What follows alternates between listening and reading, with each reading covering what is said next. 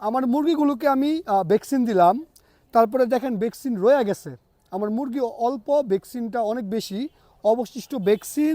তারপরে এই যে ভ্যাকসিনের যেটা ভিতরে ছিল ভ্যাকসিনটা এইটা, এখন এই জিনিসগুলা কি করব, যে খামারিরা যে জিনিসটা করে কি এগুলো ঢিলে মেরে ফেলাই দেয়, এই যে এমন করে ঢিলে মেরে ফেলাই দেয়।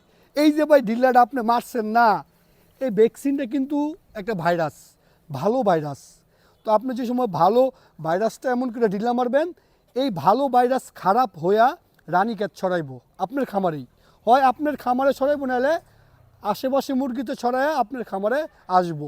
এই জন্য আপনারা কখনোই এই কাজটা করবেন না। ভ্যাকসিন দেওয়ার পরে অবশিষ্ট যা থাকবো সবগুলা দুইটা কাজ করবেন, হয় মাটির নিচে কুপবেন, না হয় এই যে দেখেন আগুন আছে, আগুনের মধ্যে ভাই দিয়ে দিবেন, ঝামেলা শেষ।